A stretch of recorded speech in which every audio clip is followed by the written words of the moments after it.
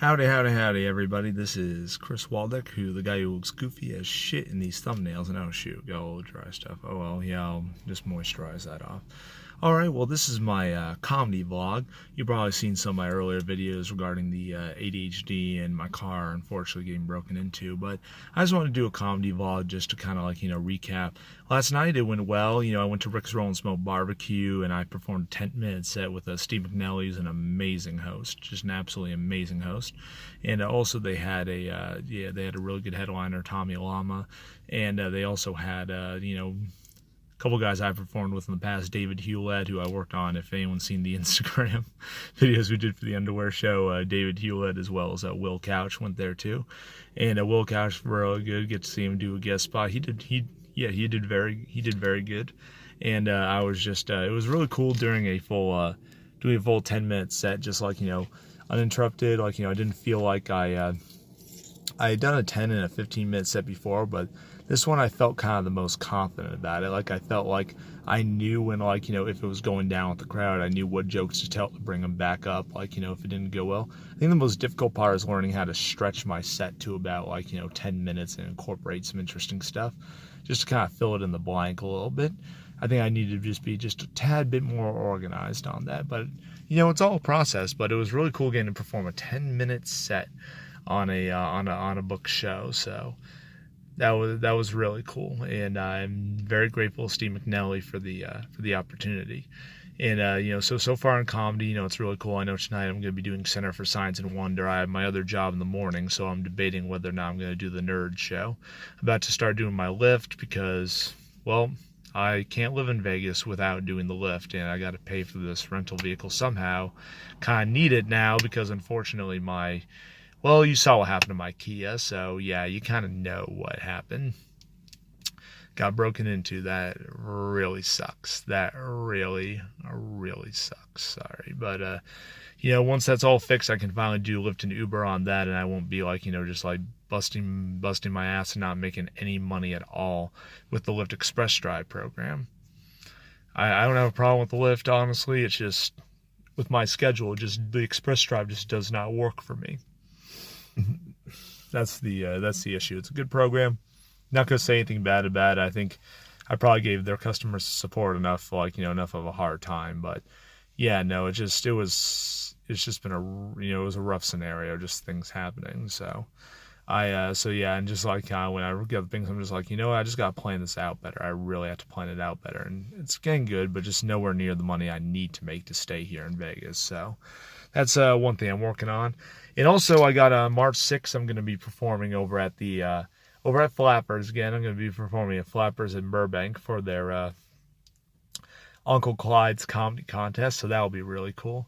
Can't wait to perform that. And that's going to be in about March 6th, 2019. So that's where I'll be there. If I have anyone watching me from California who have seen my YouTube videos.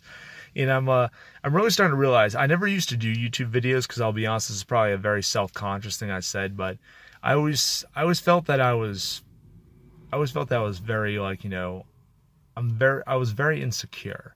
I was very insecure, which is why I never did YouTube videos in the past. It's weird because if you see my act today, it's completely self-deprecating. My humor is basically self-deprecating about an exaggeration of my worst faults.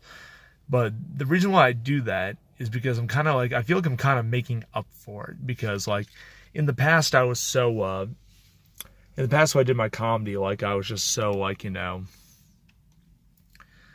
just when I did comedy or just when I did any activity, people always thought I was in denial, basically. I was in denial. And honestly, when you're in denial, a lot of it's because with the negative thought spot from the ADHD, I was just I can only accept things that are inside my comfort zone. It's no, I really had to look down, dig deep, and just accept that, things really weren't as good that I wasn't doing as good as I needed to be. And I used to have just cystic acne all over my face, and I never wanted to go outside in public or on YouTube because I had just gotten so much bullied for it, and I tried to ignore it because people just always bring it up even when you don't want them to. So it was it was just a big thing that I was always afraid to go online. I mean, don't get me wrong, people are probably, there's always going to be trolls online too that probably say, oh, you kind of look a little, You know, they're probably going to just be like, you know, say I'm not the best looking dude, or that I have a weird voice, both of which are pretty accurate. But, and yeah, no, I'm not the best looking dude. I mean, I look better than I did before, which might surprise people that, yes, I did used to look worse than, used to look worse than this, but I'm self-deprecating. I mean, what do you expect me to joke around about? But, you know, it's like, so like, you know, I'm coming around. So like, you know, what I'm doing right now though is like, you know, I've just kind of come to terms with it.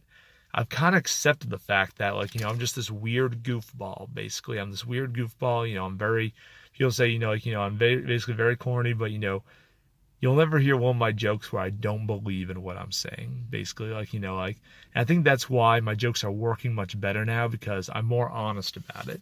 Like, you know, I think that honesty is like, just like, you know, really kicking into high gear. And that's why I can be honest when I say that, you know, my Rick's Roll and Smoke, while it was good, definitely some things like, you know, my hands clasp a little bit because I've got some anxiety. So my hands flap just a little bit, and also from the ADHD. So it's,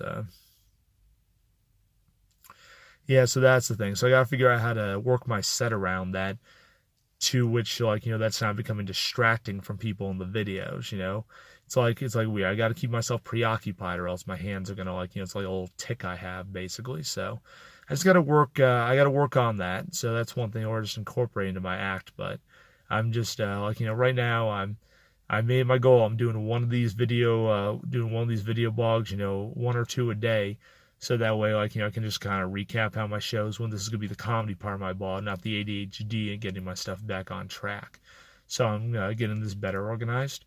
All right, and I'm also going to upload of course, I'm going to upload my set from Rick's Roll and Smoke Barbecue, so you guys can check it out and, you know, see what I went. So feel free to leave your comments, and I'm slowly starting to link it up to my other pages. I'm just, you know, working like several part-time jobs and one full job that I need to work more than just part-time. It's a full-time thing when I'm paying weekly for a rental and not making as much. But then again, my full-time job really is that I'm a comedian. You know, that's it. As a comedian, it definitely doesn't pay as well as the other jobs, but that's what I want to do. That's my full-time gig. You know, I want to be like, you know, comedian. So I got to do these mics. I got to, like, you know, be posting. So it's like, I kind of need to do a better job at, like, you know, managing my time on that, because I'm overworking myself. So I got to get that straightened out. All right, well, guys, thank you very much for taking the time to listen to my comedy vlog. Rick's Roll and Smoke went well. Definitely, if you're a comedian watching this, that's definitely a good room to go to. Just gotta, you know, that's a crowd that you really gotta work to liven them up a bit. Like, you know, cause it's one of those rooms where you really gotta liven them up before you can kind of get into it. But I was happy with, you know, how I performed. Happy I did the 10-minute set and had some really good moments with a lot of my jokes. So, and I'm glad I saw things that I got to work on and got some really good advice from a lot of the comics that were there. So, gonna take that to heart and, you know, incorporate that. Now I'm writing some more material tonight, and yeah, I'll keep you guys updated. Have a great day. This has been my first official comedy blog. I'll take it.